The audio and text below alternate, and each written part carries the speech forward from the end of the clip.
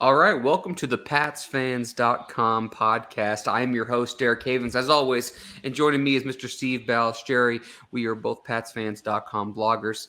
Today, we're going to be going through the draft prospect preview and talking about offensive linemen, running backs, quarterbacks, probably focusing more on tackles as the interior line is probably set, but we could be looking at a compliment to Ramondre Stevenson, could be looking at maybe some kind of a scout team quarterback or an upsidey trait quarterback behind Mac Jones as a little bit of a fail-safe there. And I'll get Steve's thoughts on all three of these things. But first, Steve, how you doing today, man? I'm doing good. It's actually, I'm doing this outside as I usually do, but it's as windy today as it was. It's as windy today, I should say, since the hurricane. I mean, Really? Wow. Yeah, it's really blowing. Everything's blowing around. I'm sure. Behind you in the reflection of your back door, I can see the flag from the neighbor across the street that is that's going. my flag. Oh, is it? Was it your front yard? Because I have a big, tall flagpole, and I lowered it all the way down. So it doesn't the flags don't rip off. Yep. But they're still standing straight up, only 6 feet off the ground. So, well, everyone who's listening right now, I just want to make a mention of this. Please subscribe to our show on Apple Podcasts and YouTube. We're doing our best to kind of diversify, but if you can like us, share us, leave a review, give us a rating. It helps us keep us high in the podcast ranking so other Patriots fans can find us. But as we have been doing, Steve, we went through the defense, we went through the backs, we went through the DBs, we went through the front seven. And now we're kind of shifting to the offensive side. And I think there's a really interesting conversation to be had about the offensive side of the ball. And as I was talking to Ian Logue, who is the creator of PatsFans.com, and one of both of our closest friends, I would say that I'm curious to see how the Patriots attack the draft because, in my opinion, I would like to see them go all in on offense. And here's the reason why. I know what Bill can do on the defensive side, Steve. I know what he can bring to the table. And they do have holes. Don't get me wrong. But on the offensive side, my thought is, hey, Mac's in a critical third-year juncture. He had a first year that was really successful. Last year wasn't so much. Now you brought Bill O'Brien back. Now I told Ian this morning, let's go all in on offense and support him as much as possible because you're at the point where you need to make a decision on him after this year for at least the fifth-year option. Forget beyond that. So go all in on offense, support him, and the worst-case scenario is he doesn't measure up, and your next quarterback is in the best position to succeed. What are your thoughts on that philosophy? You muted.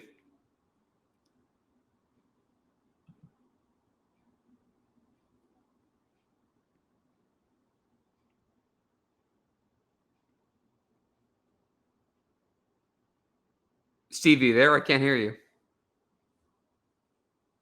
I'm sorry. I muted myself because of the wind. I didn't want it to be a distraction. No, it's okay. And I forgot I couldn't hear you myself. But, in the grand scheme of things, last year was a wash, for Mac because with the change, it was a wasted year. We talked about it. I totally agree. It was a total wasted year.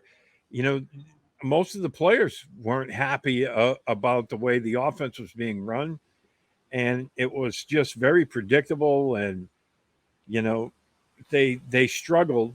And I don't think it was because of the players. I think, part of it, you could say, yeah, he wasn't getting the protection. But then when we heard some of the stories that were coming out about the offensive linemen asking questions in meetings and the coaches not having answers for it, that's a kind of a red flag right there. So I think you just have to throw out last year on the offensive side of the ball completely and start from scratch. It seems like they're going back to the Patriots style of offense that Bill O'Brien had. And I really think, like you said, they have questions of whether or not Mac's going to be the guy. Well, give him what he needs, and let's see how he does with it. Now he's going to have a better coaching staff around him. He's going to have improved weapons around him. And, let's see where the chips fall. If you don't do that and you're still, playing checkers when the rest of the league's playing chess offensively, then is that really going to answer your questions? I don't think so. So I agree with that philosophy 100%. I think they really need to go all in offensively. Defensively, they brought back a lot of their own free agents. They definitely need a cornerback. They need a boundary cornerback. You could make the argument for free safety, even though I think they're fine at safety. You could make the case for linebacker or an edge to set up for next year, like we talked about last week, Steve. But I think the more pressing needs are on offense, and I would rather have them go heavy on that. Just so we can kind of we need to set up the quarterback position for the best possible outcome. And I think going heavy offense this year makes the most sense.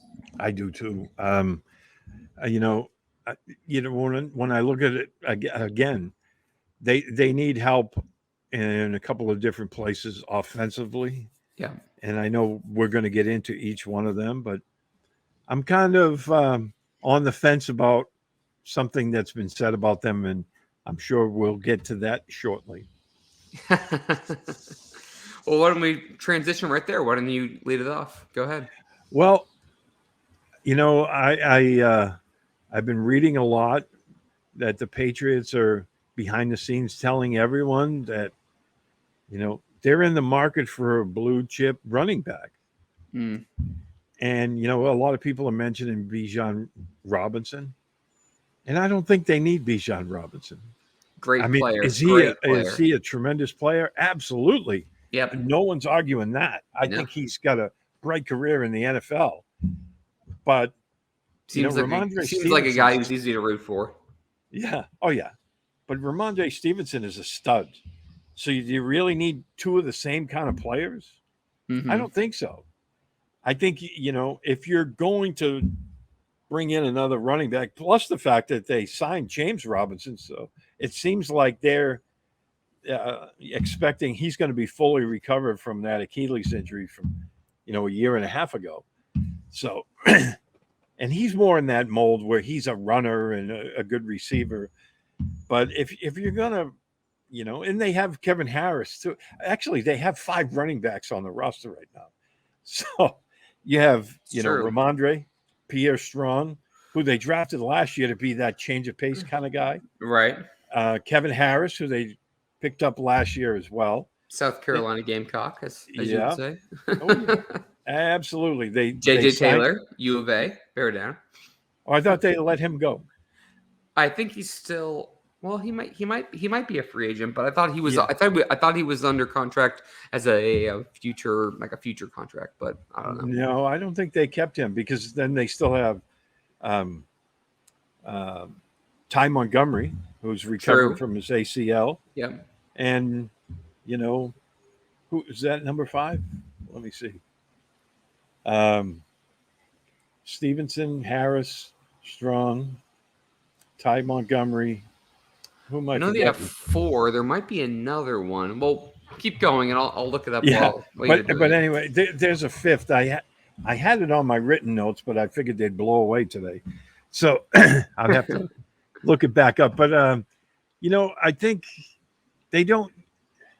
I don't think it's as much of a need as maybe they're putting it out. Now, if a guy like Jamar Gibbs falls into their lap in round 2, I think you'd be hard-pressed to say no to that because we've seen what he can do in a Bill O'Brien offense. I know. I think he'd be so fun to use in the screen game and like a wheel route, a little kind of V cut, like into the side and up the middle. I think he could be really fun. So you had Ramondre, James Robinson, Montgomery, Pierre Strong, Kevin Harris, and J.J. Taylor is technically on the roster right now. Okay. He is under contract. So you have 6. I'm not sure. I think J.J. Taylor is a fringe player. I mean, Yeah. I certainly wouldn't put anyone. I don't think anyone outside of Stevenson or Robinson is a lock. I mean, honestly, Montgomery I could see staying or going. Same with Pierre Strong. Same with Kevin Harris. Same with JJ. So, I mean, but I think, that the Patriots leaking that out. Um, I think it's a mind game really, because there's two teams that are picking after them, namely the Buccaneers and the Seahawks, and they're kind of looking for some of the same type of players the Patriots are. And Joel's climbing and that flag is yeah, whipping. It absolutely is. it's going. It's definitely going. But when I'm looking at that, I'm looking at the Seahawks. I'm looking at the Bucks, 19 and 20. Would they try to leapfrog the Patriots if they thought they were going for like an offensive tackle? Well, Steve, Ian and I were talking about this earlier, and you and I called the Chiefs trade back like no other. We talked about it for like 6, 7, 8 weeks, like no joke. And I think that we could be looking at a similar situation if Will Levis falls, if there's someone who wants to move for Bijan, because I think that he's a tremendous player, but they don't really have a need for it, so I could see that being a possibility. I mean, I could see them moving back 5, 6 picks and taking like a Darnell Wright from Tennessee, and we're going to talk about tackles here in just a hot second. But, I think like that would be a move that would make a ton of sense for Bill.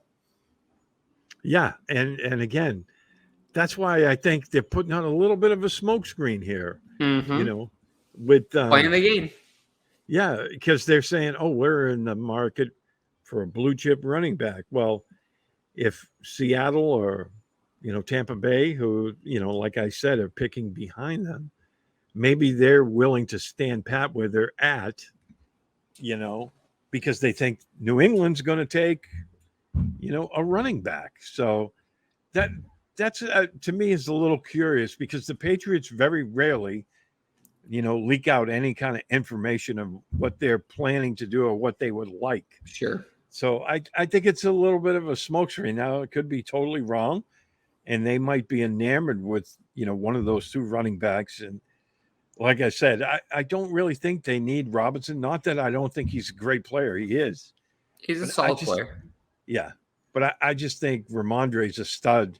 And think about, if the blocking up front gets better and, the offense is clicking and then they have teams going to nickel rather than loading up the box, what he can do when he gets to that second level. So let me talk to you about this because, we're talking about offensive tackle, running back, quarterback today. Mm-hmm. Obviously, you can make the argument that quarterback would be nothing more than a developmental prospect. Running back, I think you can make the case for a third down back.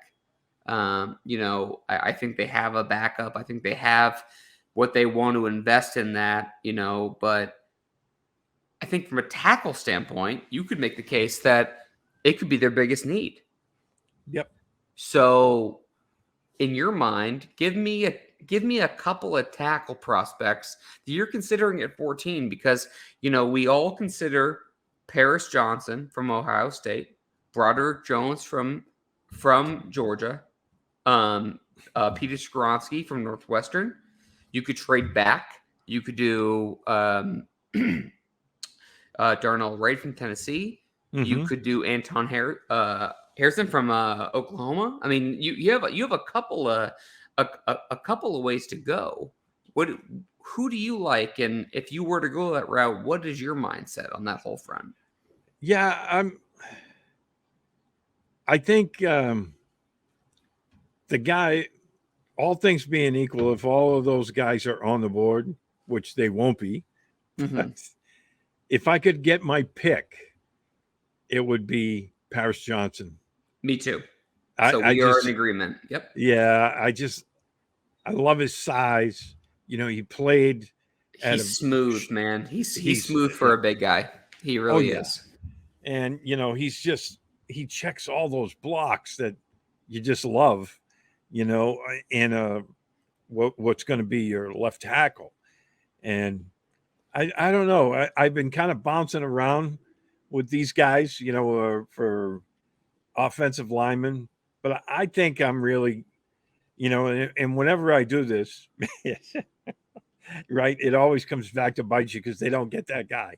But I'm really starting to come around that I really want Paris Johnson. I could see Yeah. Skoronski being appealing to them because I feel like they like versatile, kind of more mobile offensive linemen. Mm-hmm. Um, Broderick Jones is interesting because they have gone to that Georgia pipeline plenty of times, Oh yeah. and he's a big body. Um, but they did just get burned a little bit by Isaiah Wynn, so I wonder if that plays a factor. I have no idea. I just am spitballing. I think Yeah, I Paris think Johnson makes the most sense. Like I I think do he too. looks I the part. really I think he just moves fluidly. If yeah. if he is there at 14, I think he has to be the pick. Yeah, I think so. I mean, I just like I just like him. He played a high level of competition, you Mm, know, and I just thought, of all the tackles, you know, everybody has red flags. Nobody's a perfect player, especially coming out of college. yeah, But I think he probably has the least amount of issues that need to be fixed before, he starts in the NFL. I think he's the plug and play. Yep. I mean, week one starter, left tackle. Let's do it. And I am intrigued with what they have right now because part of me says, well, I think you could trade back 5, 7, 10 spots and get Darnell Wright, the Tennessee tackle, to be Hmm. your right tackle. And I think he's plug and play too. Yep. So, and I know some people are going to say, right tackle is not important as left tackle. This isn't early 2000s. This is not 20 years ago. Both tackle positions are important. It's not it. Your right defensive end is not always going to be your strongest defensive end. Your left tackle is important, but your right tackle is just as important now. The edge rush, the athletes are different. It's a different defense, different decade, different era, and I think the right tackle is just as important. So I don't really care if someone says, you know, left tackle, right tackle. To me, Darnell Wright is someone who is right up their alley. He's a bully, Hmm. big body, Senior Bowl. I think had only one. I'll check it in a second. I will check it before we leave this podcast. I want to say he had one sack allowed his entire collegiate career. He had over 40 starts. That is up their alley to a T. A guy like that. And I could totally see that. And if you could pick up a third rounder, move back a few spots and still get that guy, yeah, that's a move that Bill would make all day long. Yeah. And, when I did my first mock draft last week, I had the Patriots sliding back all the way to 25 because they got a nice offer for a trade to slide back a few spots. But I had them taking Anton Harrison out of Oklahoma. Again, big dude, great pass protection. I love him Played too. at, what's Yep. that? I love him too. Yeah, I agree with you. Yeah. And, I think even like sliding back as far to him, I think you're getting an outstanding player, another plug and play guy. So I like all of those guys, but all things being the same, if they're going to take a tackle at 14 and Paris Johnson is on the board, that's the guy I want. Yeah, I love the idea of Paris Johnson at 14. Um, I mean, in fairness, and I said this on a previous show, but in fairness to the conversation, I think that I would take I think I'd go corner. If all prospects were equal, I would take Christian Gonzalez or Devon Weatherspoon first. Um, And then I would go tackle probably second. But I would go corner first because I think they have a little bit more need at that. But I also feel very comfortable in the spot they're at, that they're going to get a tackle that they like. And I think that there are cornerback prospects they can get in day 2 that you can kind of circle back to. Yeah, I think that's I feel the same way. There's going to be some cornerbacks that can still play at a high level on day 1. Who do you like on day 2 for tackle? Anyone that stands out? And again, I know everyone that's listening, I want to say this. We are focusing more on tackle than interior. They have a lot of guards. They have a couple of, interior guys that for backups. I'm not really that worried about it. If we had started a week or 2 earlier in the prospect review, we probably would have done that. But we're going to focus on tackle right now. And so I really like the BYU kid, Freeland. I think he reminds me a lot of Nate Solder. I also have seen, is it Matt Bergenson, the Syracuse tight end? I think he's another popular round 2 pick. Anyone that, do you agree? Have you seen them? Is there anyone else that you like? I'm just throwing a couple of names out there. Yeah. One of the guys I like, and he'll probably end up being a guard in the NFL, Cody Mock. Yep. He's the kind of offensive lineman you just love because he plays with the mean streak. He's an absolute road grader. And again, he looks like a Bill Belichick kind of guy. You go to his profile, he's got his front 2 teeth knocked out. He just looks like a guy that wants to just take down a whole tree. Yeah, he's not going to shy away from contact. No, he's a physical guy. Yeah, absolutely. He's a very aggressive, offensive lineman, and he might end up getting moved inside. But I think on day 2, if a guy like him is floating around, I wouldn't be averse to somebody like him getting picked. I like your thoughts on that as well. I think there's several really good offensive linemen that are out there, and I think if any of the names that we've mentioned, if they get any of those guys, I'd be pretty happy. Yeah, no, absolutely, and I think what they need right now is to bolster that offensive line. I really like Calvin Anderson, who they signed in free agency. I think Trent Brown is an interesting name, but Calvin Anderson only had 7 starts last year. Trent Brown misses half the year all the time. I think Connor McDermott, who the Patriots drafted back in 2017 and then spent some time with the Jets and then was on the team last year, I think he has been impressive. And I think at times he might have been the best right tackle they had all last year. But I don't know about the consistency. So I think they should double dip at tackle, personally. I'm not saying it has to be first round.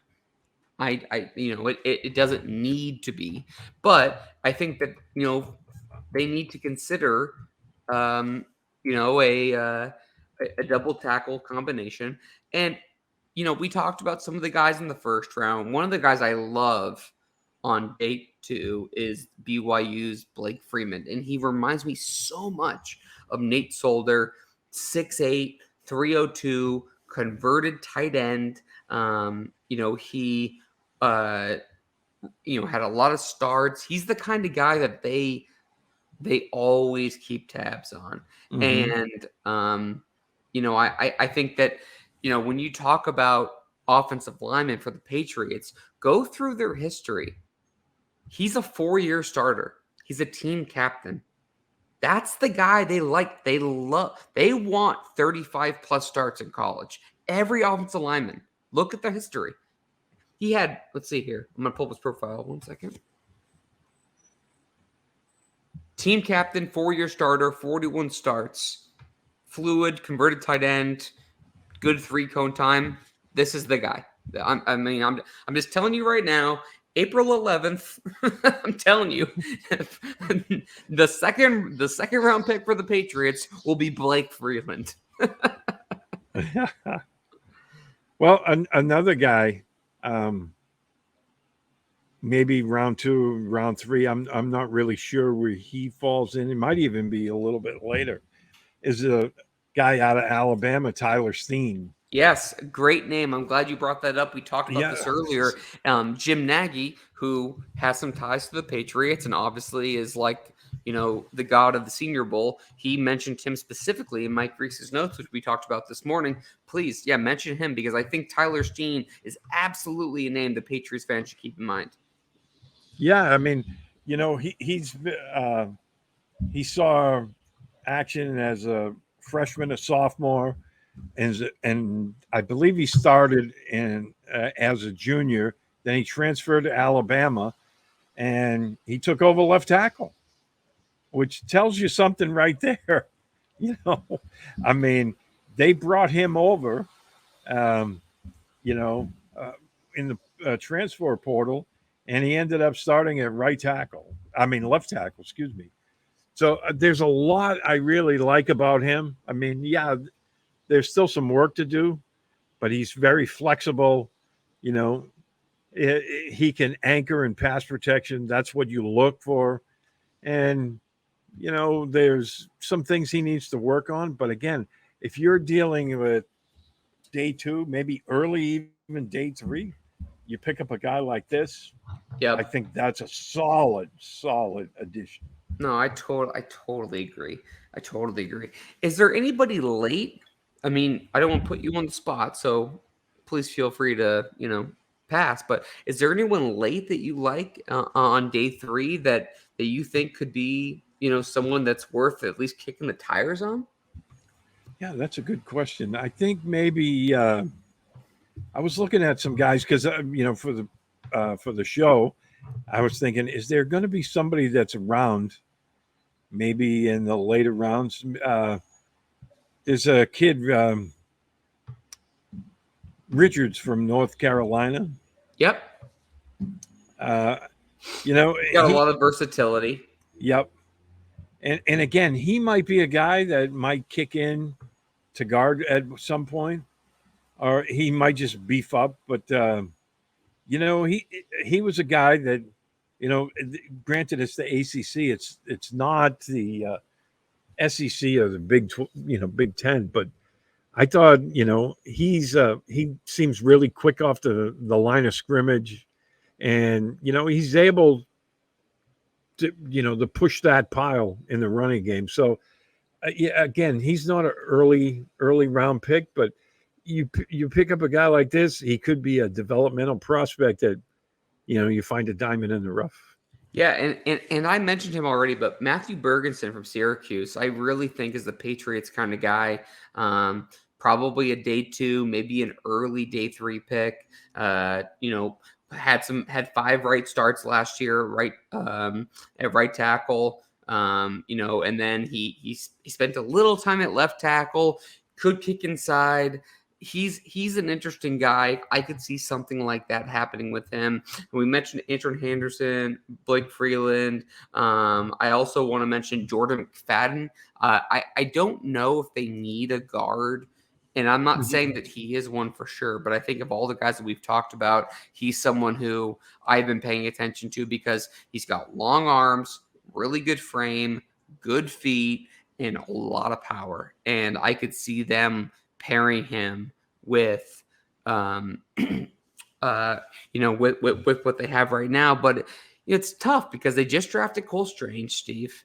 Okay, they have David Andrews, they have Mike Onwenu. It seems like they're really set on the interior outside of depth, obviously. But I always pay attention to guys that have position versatility, because let's be honest, when we're talking about dwindling down the roster, you have 5 guys, but you probably have 8, 9 players on that line.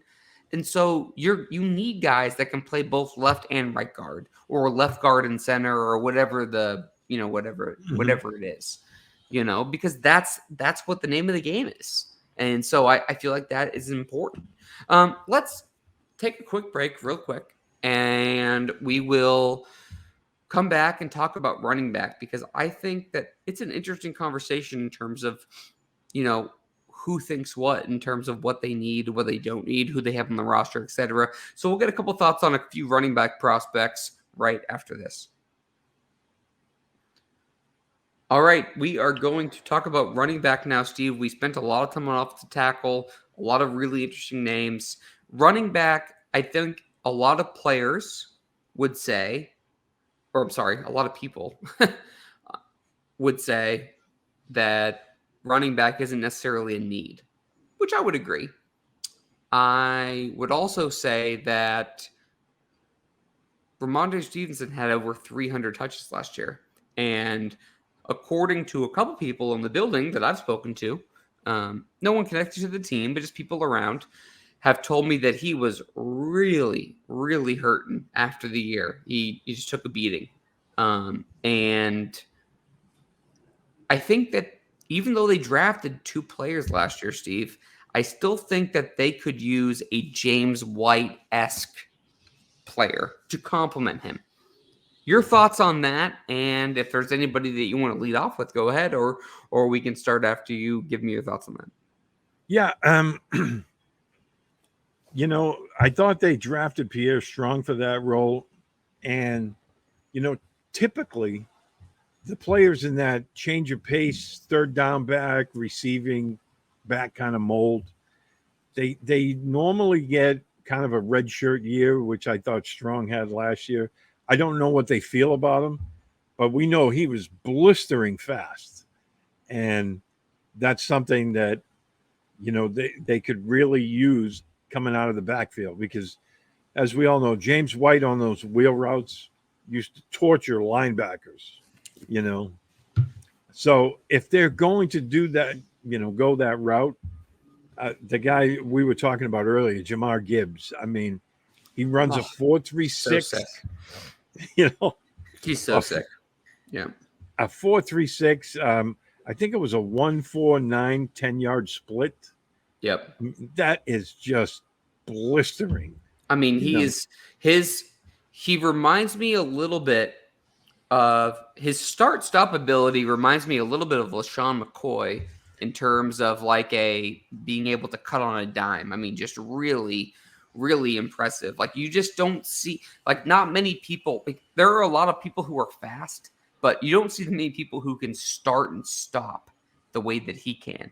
And when you're talking about integrating him into the Patriots offense, which makes sense on paper, regardless of the X factor. The X factor is that you have Bill O'Brien coming over right now.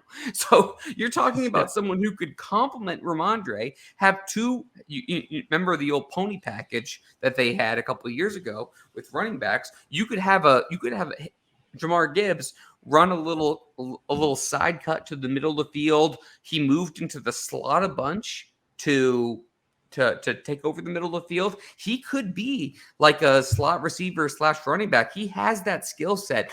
Great hands, great feet. I just think he would fit in perfectly. Yeah, and then you look at what he brings to the table. In that SEC, which is a tough conference to play in. Of course. He averaged 6.3 yards a carry. He had 850 yards on the season. 7 touchdowns rushing. Coming out of the backfield, he had 42 catches, for 378 yards. And I think he had a couple more touchdowns receiving. So, I mean, he brings a lot to the table. He's not a great pass blocker because of his size. He's only 5'9", about 199, 200.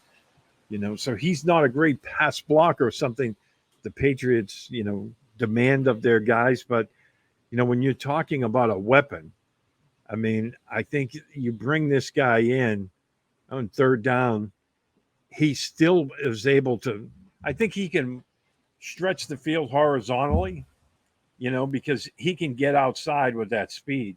Yep. And get you some yardage, and the fact that, he's a total mismatch. If you, split him out wide on a linebacker, there's no linebackers that can cover him. No. So And again, I can understand people's, let's call it, hesitancy to draft a linebacker in the second round. Or I'm sorry, a running back.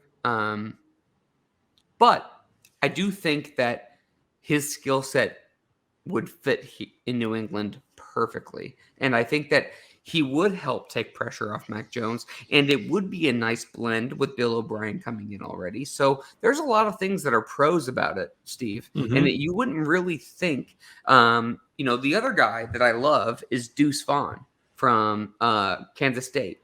And, short guy, brings a lot to the table. Probably a day 3 pick, I would say, given the position value. He's probably a 4th, 5th round pick. But I think Deuce Vaughn would bring something similar to the table. Not nearly as fast, but he's quick. He gets open, great hands. I think a third down back would really help alleviate some pressure. Alleviate some pressure for Ramondre. And Ramondre is a really good player, but if you can't take a little bit off him, he's going to break down so fast. I mean, you're talking 4 or 5 years. They don't have that long of a window. When you get 300 plus carries and you're getting hit play after play after play, you need a guy to take some pressure off you. And the Patriots offense has shown over the last 20 years, they are maximized. They are at their best when they have a guy who can succeed as a pass catching back.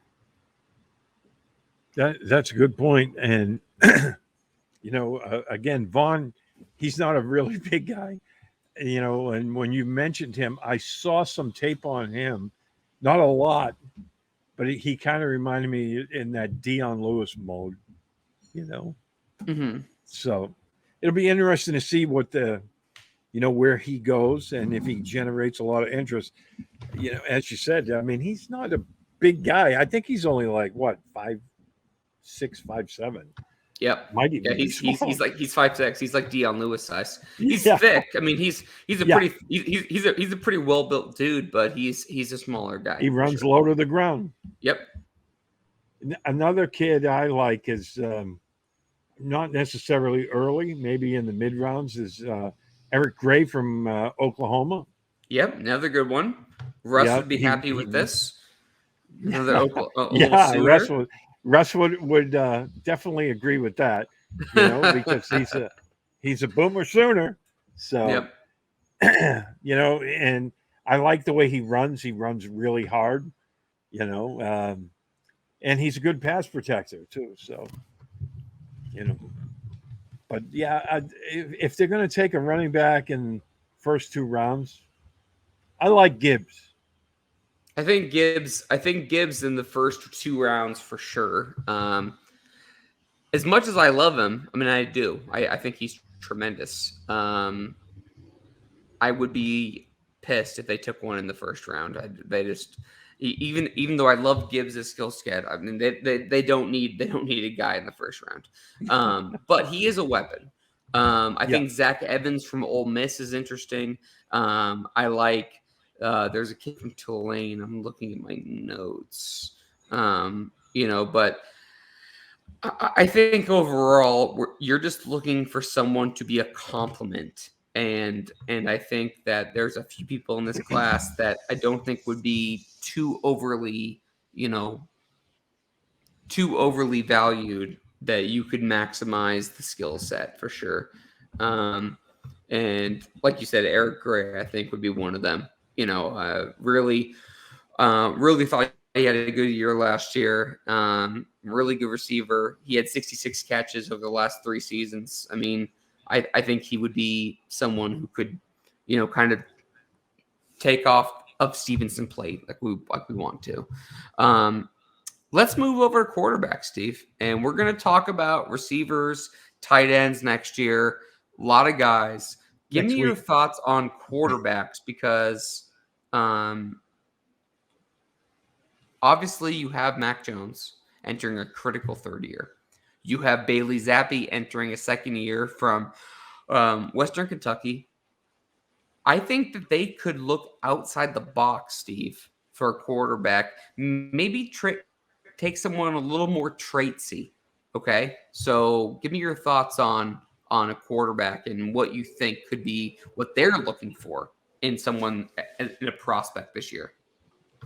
Yeah, I'm not buying that they're going to go for a quarterback early. I think they're going to go, for a guy about where they took Zappy last year.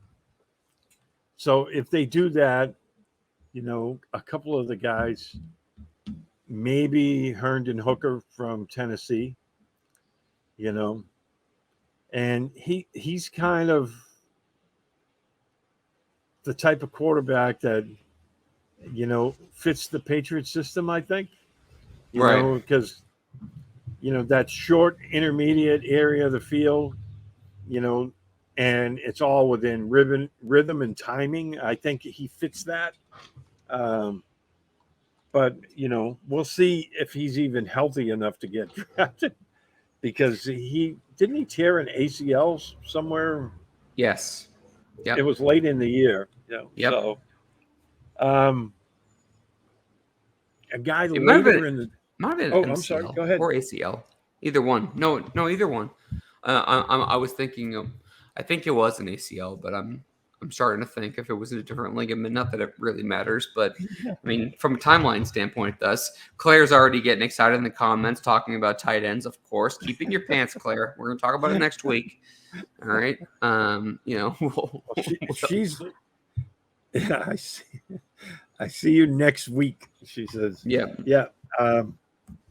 So yeah. Well, Claire's up past their bedtime, because She it's is. what. It's Yeah, getting it's late. like It's almost 10 10 o'clock. What are you o'clock at doing? night over in the UK. So I hope we didn't wake up the members of the Claire household. No, we mentioned tight ends, and all of a sudden she's Yeah, up. that her She's sat antenna up. went straight up. Yeah.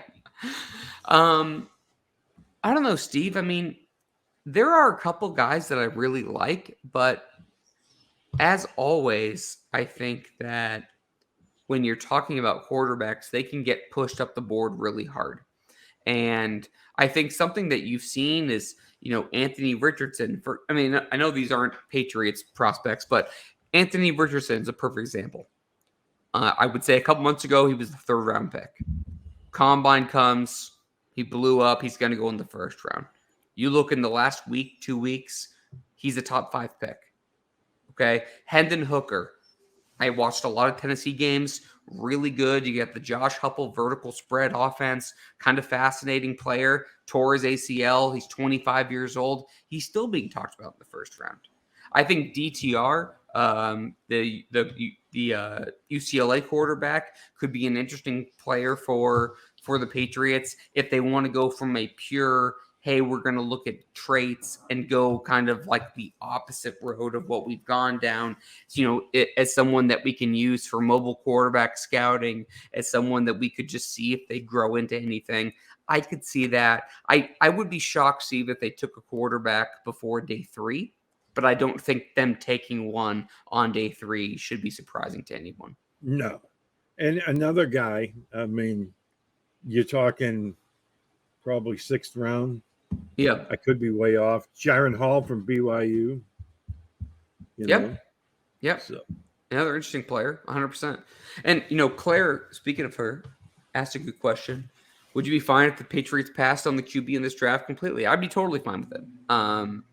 I don't know if they have the answer at quarterback on this roster, but as I mentioned to start the show, and I don't know how Steve feels, and obviously, Steve, you'll give your opinion after this, but, for me, I mean, I want to give Mac Jones the chance to confirm that he's a player in this league, and if he's not, he's not. I mean, it is what it is, but I don't think they need to take a quarterback on this. If they don't, if they don't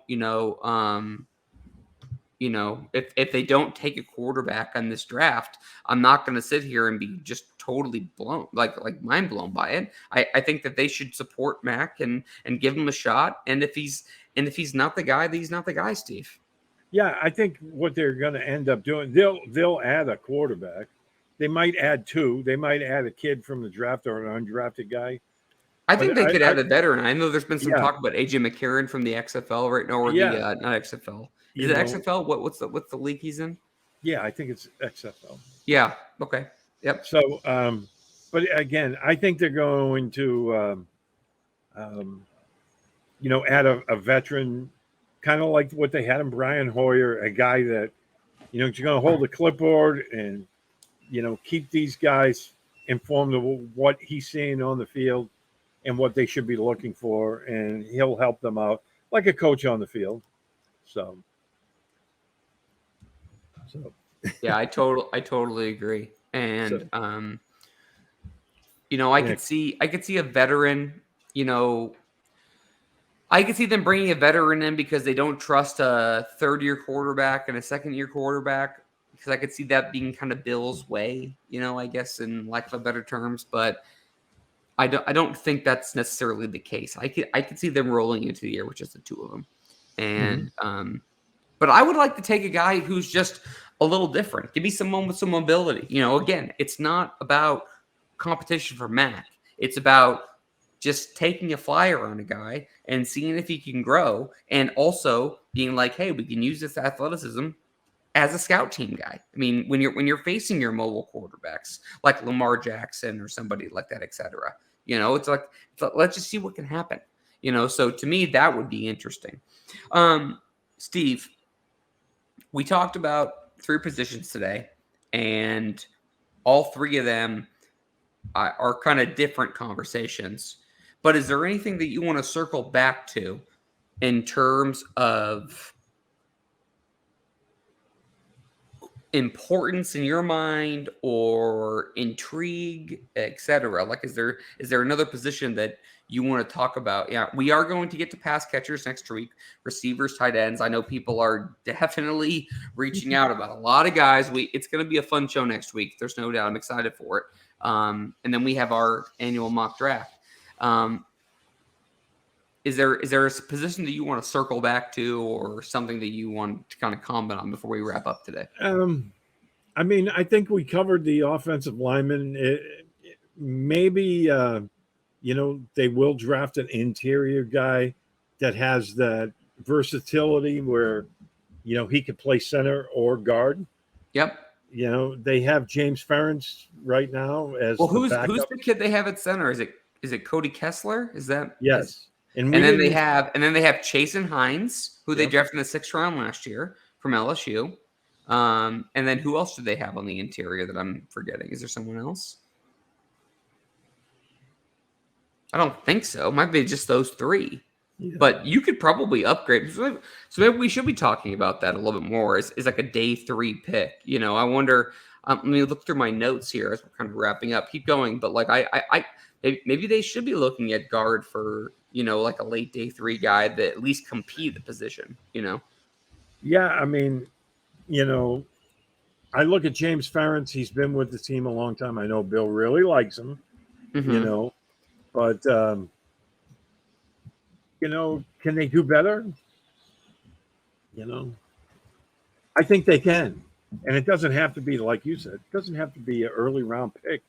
I It mean, could be, oh, sorry to cut you off. I was just going to say Ryan Hayes from Michigan. I mean, they have been.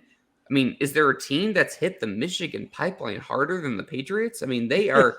He's 6'6". He weighed in at 290 at the combine.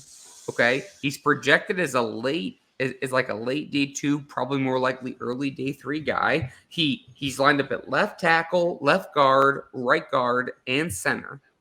So, I mean, that could be somebody who could definitely be in the conversation. Absolutely. And I'm not sure where this guy would rate, but Steve Avila from TCU played both center and guard. He started at both positions, while in college. Yep. And he's physical. He graded out really high, in his pass blocking through PFF. So That's some, if they're looking for a guy, I'm not sure where he'll grade out, but maybe on round 3 or 4, Yep. he's out there. Maybe that's an upgrade for your team. Yeah, I mean, I like I said, they usually don't go 10. 10's a lot for offensive line, but 8 or 9 I think is definitely in the conversation. I think the same for defensive backs. Those are usually the bigger quantity in terms of guys, defensive back and offensive line. But there's a lot of guys that can play both, and the more you can do, the better your chance you're going to make the roster. I think that offensive line is something that I would be shocked, Steve, if they don't take an offensive tackle in the first 2 rounds. Like if they, I do think cornerback's important. I do think receiver's important. But if they didn't take an offensive tackle in the first 2 rounds, I will be flat out stunned. I really would be. And I do think there's a little bit of depth there. I think there's some depth at receiver. I think there's some depth at corner. So it'll be fascinating to see how they rank their board. And of course, how the board falls obviously plays a role. I mean, obviously. But I think running back should be a factor. Although, as much as we both like Jamar Gibbs, I think somebody like a Deuce Vaughn, in that 4th, 5th round, I think makes more sense for given their needs. And we'll kind of play out the quarterback thing. I guess we'll have to just kind of. I know this is a terrible podcast take, but Jesus, but I guess we'll see where it falls. I don't see it being a first 2-day selection. I think if they took a quarterback in the 1st, 2nd, or 3rd round, we would all be kind of shocked given their investment the last couple of years. But I don't think that it should be necessarily ignored. But I could easily see them either taking a late round guy or not taking somebody and maybe, getting a veteran later. So something to keep in mind there from that front. Any final thoughts, Steve, as we wrap up and before we get ready for our last prospect preview next week? Yeah, I'm looking forward to next week because there's so many intriguing possibilities there, and I know people want to hear about, you know, um, the skill position guys, and so many people have their draft binkies, or as Claire says, draft crushes. Um, you know, there's so many different ways they can go with this, and I'm starting to come around to one particular guy. So we'll definitely talk about that next week. I'm looking forward to it, and we'll probably have Claire on because, as Yep. she says, all the tight endage. So Yeah, I yeah, mean, I'm looking forward to it, and especially, we always do a first round mock, so we're going to be doing that uh, pretty soon. So I look who forward to who that as picked for the well. Patriots last year, Steve? Was it me or you? I You forget. picked last year. Okay, so you're taking the odds, and I'll take the evens. Oh no, we're 14. So you'll take the evens, I'll take the odds this year. So you'll be picking for the Patriots. So it'll be interesting to see, how that all works out. I'm looking forward to doing that every single year. We've been doing that, and I think that uh, a lot of the positions we've talked about have made a lot of sense. Next week will be fun because I do think that even though they have a decent receiver room, I still think they could add to maybe the top. And I think tight end is interesting because, yeah, you could look at it on paper and say, hey, they have Hunter Henry, they have Mike Gesicki. Well, they're 1-year contracts. So, could you be looking at a Michael Mayer in the first round because Bill loves tight ends, or could he be looking at maybe a Sam Laporta in the day 2 area from Iowa? So I think those are both interesting guys, and we'll talk about that next week. Looking forward to breaking things down with you as always, Steve. And I just want to remind everybody, we appreciate you tuning in. Please, please, please subscribe to us on Apple Podcasts, on YouTube. We appreciate it. Like, share, leave us a review. It keeps us high in the podcast rankings and helps other people find us. Steve, any final thoughts for us, bud? No, I'm looking forward to tomorrow, next week. Yeah, And, me too. Me too. We're only and- we're only like 16 days away from the draft. I'm freaking pumped. yeah, I'm so excited. It's definitely snuck up on us this year, but It has. It went from like 50 days to like 2 weeks in like a hot second. It was crazy. I want to thank Ian Logue for helping us get these couple things put together this week. Again, Steve Balch, Jerry Derrick Havens, both of us PatsFans.com bloggers. Please, again, give us a subscription, and we will talk to you guys next week. Can't wait for the draft to continue.